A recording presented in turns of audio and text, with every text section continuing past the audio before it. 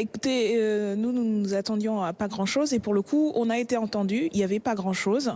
À nouveau, un exercice de bavardage présidentiel, d'autocongratulation et puis surtout la certitude que il n'y a pas eu d'erreur de fait et il faut continuer encore plus vite, encore plus fort, ce qui est quand même assez hallucinant. On est à 5 mois d'une crise politique, sociale extrêmement importante et le président reste droit dans ses bottes et refuse d'entendre. En faveur du pouvoir d'achat.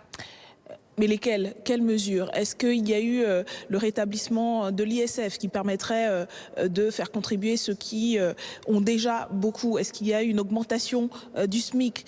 C'est ça les véritables mesures qu'il faudrait si on voulait aider nos concitoyens et concitoyennes les plus modestes à lutter contre la vie chère.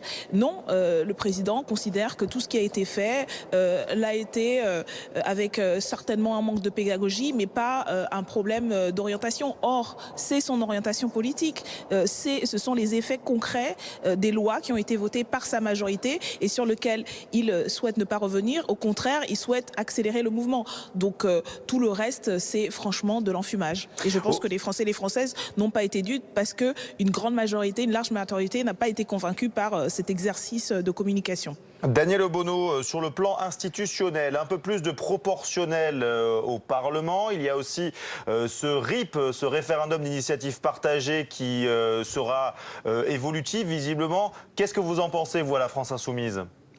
Écoutez, il n'y a rien de nouveau là aussi, c'est l'augmentation du taux de proportionnel, y compris les instituts qui ont étudié le fait, considèrent qu'à moins de 25%, ça n'aura pas d'effet significatif, autant faire la proportionnelle intégrale. Quant au référendum d'initiative partagée, puisque le président semble être à l'écoute, il devrait plutôt écouter ce qui est fait en ce moment. Nous avons déposé une demande de référendum sur la question de la privatisation d'ADP et je pense que ce serait un signe pour le coup de sa bonne foi qu'il réponde au Conseil constitutionnel en indiquant qu'il est favorable à cela. Il pourrait le décider et ça, ce serait le signe qu'il veut faire autre chose que de l'enfumage en disant on va faciliter les choses. Facilitons la demande de référendum d'initiative partagée actuelle sur ADP et ensuite on pourra peut-être considérer qu'il est sérieux sur la question institutionnelle. Mais je ne crois pas que c'est ça qu'il a en tête. Au contraire, je crois qu'il y a là clairement avec notamment le rappel de ce qu'il avait déjà proposé sur la réduction du nombre de parlementaires, on voit bien qu'il y a une volonté de verrouiller à nouveau les contre-pouvoirs et concentrer toujours plus de pouvoir autour de l'Élysée. Alors Daniel Obono, on le sait, il va falloir à un moment ou un autre penser à un système pour financer la dépendance, travailler plus longtemps. Est-ce que vous êtes d'accord? Est-ce que vous avez compris ce qu'a dit Emmanuel Macron hier? Parce que c'était assez flou, on ne savait pas ce qu'il allait proposer. Finalement, ce sera donc travailler plus longtemps.